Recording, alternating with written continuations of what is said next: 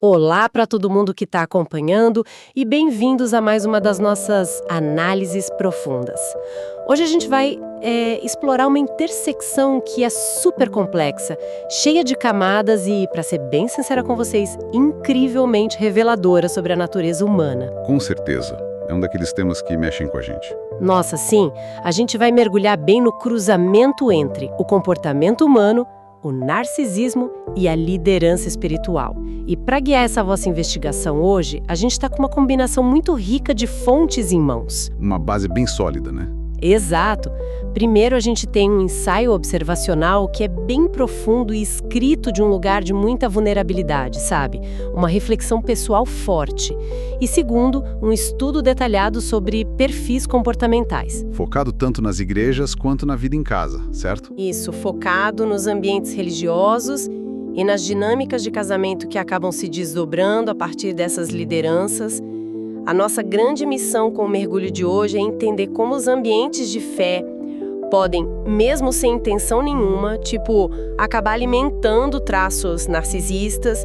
E separar as coisas também. Perfeito, separar o joio do trigo clinicamente, diferenciar o que é só um traço de personalidade do que é um transtorno estrutural real e, acho que o mais importante, descobrir as ferramentas que essas fontes apontam para identificar e prevenir o abuso espiritual. O que é fascinante aqui é que a intenção de toda essa nossa análise, assim como a intenção bem cristalina das próprias fontes que a gente está examinando, não é, de forma alguma atacar a religião ou invalidar a fé de quem quer que seja. De jeito nenhum. O foco não é esse. Que são tão destrutivos e controladores, conseguem se infiltrar e prosperar tanto dentro de dinâmicas que, teoricamente, deveriam ser baseadas em poder compartilhado, sabe? Cuidado mútuo, confiança. Isso.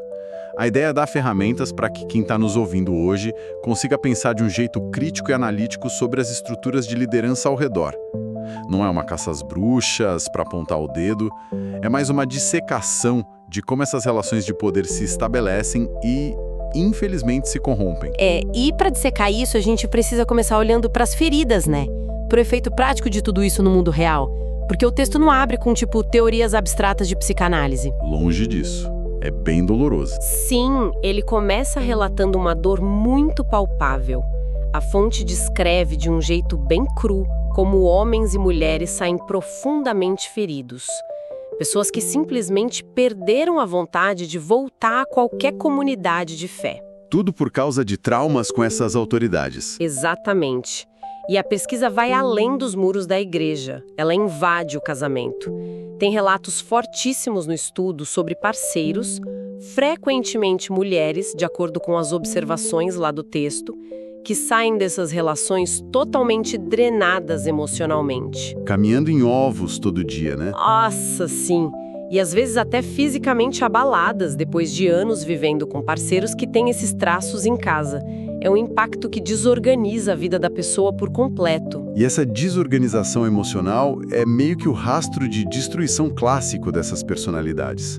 As fontes fazem um trabalho investigativo excelente ao tentar mapear a origem psicológica desse comportamento. Afinal, ninguém nasce liderando de forma tirânica, né? Exato. Ninguém nasce assim. O texto levanta umas questões fundamentais sobre a arquitetura emocional dessas pessoas. Como eram os ambientes familiares e escolares deles no passado.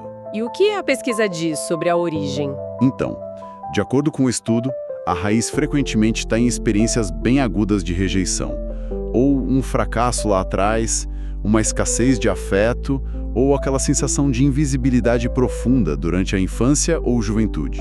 Uma invisibilidade que dói, né? Dói muito.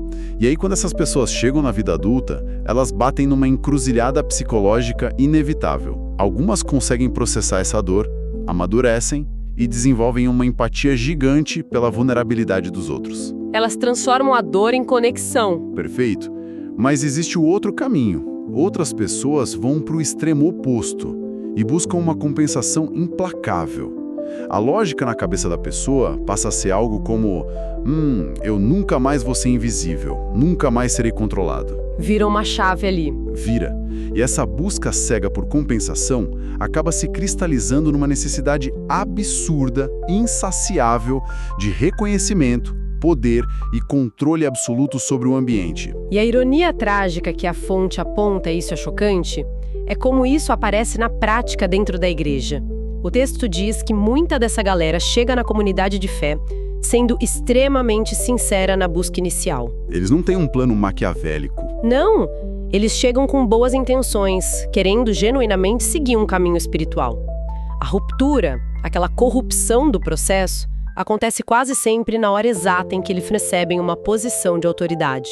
O poder atua como um gatilho. Sim, é como se o microfone ou o título ministerial acordassem essa necessidade de compensação, que estava lá adormecida ou escondida por uma aparente humildade. E a autoridade nesse contexto, ela atua como um amplificador de alta potência para neuroses que não foram tratadas. Se a pessoa carrega feridas de rejeição que nunca foram curadas, dar uma liderança inquestionável para ela não vai curar a ferida de jeito nenhum. Só vai dar munição, né? Exatamente. Só vai dar uma estrutura oficial e meio que santificada para ela exigir que o mundo inteiro compense aquela dor original. O cargo vira um instrumento puro de reparação do ego. Aqui é que a coisa fica realmente interessante, porque a fonte não fica só na teoria. Ela detalha o modo de operar dessas pessoas, o modus operandi meticuloso no altar e em casa. Na liderança, por exemplo, o texto aponta que esses líderes com traços narcisistas tendem a centralizar tudo. Tudo mesmo. Cria um gargalo operacional gigantesco. Sim, e eles têm uma dificuldade patológica de escutativa. Sabe aquela arte de fingir que tá ouvindo? Aquela balançada de cabeça na reunião. Isso, acenam, fazem cara de interesse, mas por dentro estão construindo um muro de resistência contra qualquer ideia que não tenha saído da própria cabeça deles. E tem um detalhe na fonte que ilustra o pedágio psicológico cobrado da equipe perfeitamente, que é a apropriação de projetos. Esse exemplo é clássico. Sabe como é? O texto relata situações onde alguém da equipe dá uma ideia incrível para um programa novo. O líder rejeita na hora, diminui o valor da ideia e faz a pessoa se sentir inútil. Aí, meses depois... ele aparece com a ideia mágica. Total. Ele apresenta uma proposta quase idêntica, numa reunião maior, só que embalada como se fosse uma visão genial e inédita dele mesmo. Isso desmoraliza a equipe, faz a pessoa duvidar da própria realidade. Esse sequestro intelectual é uma ferramenta clássica para manter a superioridade. E operando junto com isso tem a dinâmica da fuga da culpa, que o texto descreve com precisão cirúrgica. É uma blindagem absurda. Como funciona essa fuga? Funciona assim. Se o projeto dá certo, se a congregação elogia e cresce, o líder puxa todo o mérito na hora. O discurso é sobre a visão dele, a direção infalível dele. Mas e se dá errado? Se dá errado, a culpa nunca é de uma má gestão ou falha pessoal. A responsabilidade é sempre terceirizada, e no contexto religioso é terceirizada para o reino espiritual. O projeto não falhou porque a conta não fechou. Falhou porque teve um ataque espiritual ou porque a equipe não teve fé suficiente, sabe? Nossa, é muito conveniente. Muito. E aí, questionamentos básicos da equipe não são vistos como dúvidas saudáveis, mas como afrontas pessoais, rebeldia. Por isso, ver um líder desses pedir perdão genuinamente é algo extremamente raro. E o estudo joga uma luz assustadora sobre como esse mesmíssimo padrão cruza a porta de casa e vai parar no casamento. A roupa pode até mudar, mas o jeito de extrair o controle é idêntico. A dinâmica continua a mesma. Continua. No ambiente conjugal, a fonte detalha a desqualificação contínua. Fica oscilando entre comentários sutis disfarçados de brincadeira, sabe? E ataques explícitos mesmo. O parceiro é atacado nas áreas mais vulneráveis. Autoestima, inteligência. História familiar, carreira. O alvo é corroer a confiança interna da pessoa até sobrar só a dependência. E o texto resgata uma citação que a gente vê muito em consultório de psicologia, que mostra essa transferência de culpa perfeita. A frase é: olha o que você me fez fazer.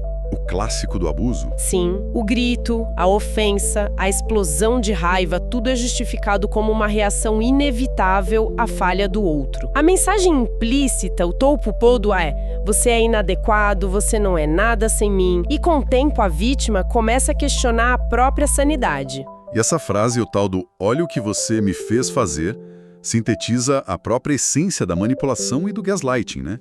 O abusador comete a violência e, num malabarismo mental bizarro, joga toda a culpa nos ombros de quem acabou de apanhar. É um paralelo inegável com a igreja, né? Total. No púlpito, o líder é infalível e a falha da equipe. No sofá de casa, ele continua sendo infalível e a briga é culpa da provocação do parceiro. É o mesmo motor operando, só muda a marcha. Certo. Vamos desvendar isso, porque até agora a gente está navegando por termos tipo narcisismo, traços de personalidade, abuso. E na internet hoje, esse jargão psiquiátrico virou banal, né? Completamente banalizado. Qualquer ex-namorado egoísta vira narcisista no TikTok. Qualquer chefe mais chato também. O estudo pede uma separação clínica bem rigorosa disso tudo. Para uma audiência que já entende de comportamento humano como a nossa, a gente precisa mapear essas fronteiras. A fonte divide isso em 3 categorias. Vamos começar pela base, os traços narcisistas. Essa divisão que a fonte traz é essencial para não esvaziar o peso dessas palavras. Na primeira categoria, que são os traços narcisistas, o estudo aterra a gente na realidade de que todo ser humano carrega, em alguma intensidade, essas características. Todo mundo quer ser reconhecido, né? Exato. A gente está falando daquele desejo natural por reconhecimento profissional, da dificuldade de ouvir uma crítica dura, ou aquele impulso de querer fazer as coisas do nosso jeito. É autopreservação. Isso não é doença. É o padrão humano, desde que tenha elasticidade. O problema começa quando esses comportamentos ficam rígidos e ditam toda a vida do indivíduo. Ou seja, a gente está separando aquele impulso normal de buscar validação de uma estrutura patológica mesmo. E o ponto de ruptura para a segunda categoria da fonte, que é o transtorno de personalidade narcisista, o TPN lá do DSM-5, é justamente a perda dessa elasticidade, né? Isso, a rigidez total. A fonte descreve transtorno não como uma falha moral isolada, mas um padrão enraizado de grandiosidade. Exige uma admiração extrema o tempo todo. E o elemento mais forte que o estudo aponta é a ausência absoluta de empatia real. A empatia é o grande divisor de águas aí. No transtorno clínico, não é só ter um ego gigante. É um jeito fixo de funcionar onde o outro não é visto como um ser humano completo. O outro vira uma ferramenta. Exatamente. O outro existe como um objeto utilitário ou como um espelho para confirmar a grandeza do narcisista. Para deixar isso mais claro, imagina uma reunião de aconselhamento. Se alguém da equipe chega exausto ou vivendo um luto, o líder com TPN não consegue sentir a dor da pessoa. A reação imediata dele é calcular como aquele luto vai atrasar o projeto da igreja. Meu Deus, a dor da pessoa é só um inconveniente logístico. Perfeito. Só um obstáculo para o sucesso dele. E é aí que entra a terceira categoria da pesquisa, que é o abuso espiritual. E a forma como a fonte conecta isso com os diagnósticos anteriores é genial. Porque no abuso espiritual, o foco não está mais dentro da mente do líder, e sim na dinâmica de poder. A análise muda de lugar. Muda.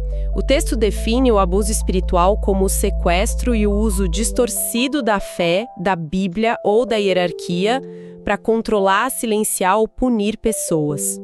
E a ressalva mais crucial do estudo é essa. O abuso espiritual pode operar a todo vapor, mesmo que o líder não tenha o diagnóstico clínico de transtorno narcisista do DSM-5. E essa distinção de maior utilidade pública que a gente tem nas mãos hoje, o maquinário de controle religioso pode muito bem ser pilotado por alguém que tem apenas traços narcisistas mal resolvidos, mas que encontrou um sistema que facilita e recompensa o abuso. Não precisa de laudo para validar a dor da vítima. Nenhuma. Exigir um carimbo psiquiátrico não muda o que aconteceu.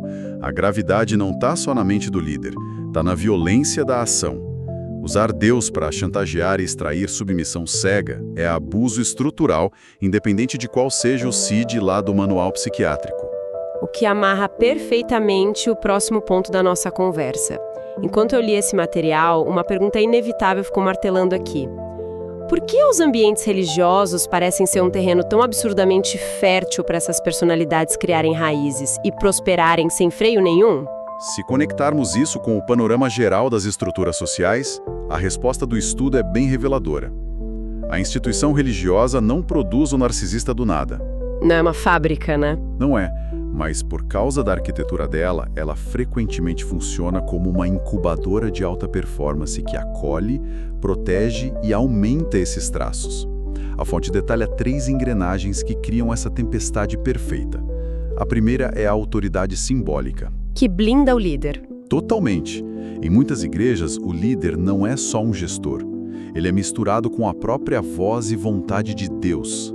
Isso cria um escudo impenetrável contra qualquer escrutínio. É a blindagem definitiva. Se você tenta fazer uma crítica construtiva ao plano do líder, isso é logo rebatido como se você estivesse tocando no ungido. Você não está discordando de uma planilha, você está, brigando com a ordem do universo. Exatamente isso. A crítica vira heresia na hora. A segunda engrenagem é o suprimento contínuo de validação constante. A cultura nesses ambientes é desenhada para jogar baldes de honra e deferência em quem está no palco. Para quem tem aquela ferida da rejeição lá de trás... É o paraíso na Terra. É uma fonte inesgotável de aplausos para alimentar a compensação narcísica. E a terceira engrenagem que faz as 2 primeiras explodirem em potência máxima é a baixa cultura de prestação de contas. Falta de supervisão, né? Sim, quando não tem supervisão horizontal, quando o líder tira os colegas e se cerca só de subordinados que dizem amém para tudo, o poder se aglutina de forma absoluta. E onde o poder absoluto, vulnerabilidade e empatia são extintas rapidinho. Então, o que tudo isso significa? A gente tem o diagnóstico, a gente sabe como a máquina de controle roda, mas qual é a saída? Como é que alguém quebra esse ciclo ou protege a si mesmo de uma estrutura assim? O texto é muito bom nisso. Ele aponta para cortar o suprimento. O material argumenta que o comportamento narcisista tem muita dificuldade de prosperar em lugares que têm limites interpessoais rígidos e maturidade emocional da equipe. A chave é parar de dar aquele combustível da deferência desproporcional. Sem validação e sem o espaço para controlar tudo sem oposição, o padrão simplesmente perde a força. O estudo é cirúrgico nisso, e ele faz um contraste incrível entre essa tirania disfarçada e o que seria o modelo autêntico de liderança espiritual. Ele resgata o exemplo de Jesus não para pregar, mas para ilustrar uma inversão radical do poder. Uma quebra de paradigma. Isso. Na mente narcisista, sucesso é subjugar e ser servido por uma multidão. O modelo autêntico inverte a pirâmide. O maior é o que serve. A liderança saudável exige contato com a própria fragilidade. O líder sabe que falha e mantém a empatia ligada para ver como suas ações afetam o outro. A autoridade vira fardo e cuidado, não um passe VIP imune a críticas. E pensando em quem está nos ouvindo e é líder, seja em ONG, igreja ou empresa, e quer se proteger dessas armadilhas do próprio ego, o estudo traz medidas fantásticas. A primeira é o autoexame constante. A pessoa tem que se perguntar: eu estou usando esse palco para servir o pessoal ou estou usando o pessoal para me aplaudir? Pergunta dura, mas necessária. Muito. A segunda é ter um círculo íntimo de prestação de contas, mas com um detalhe vital.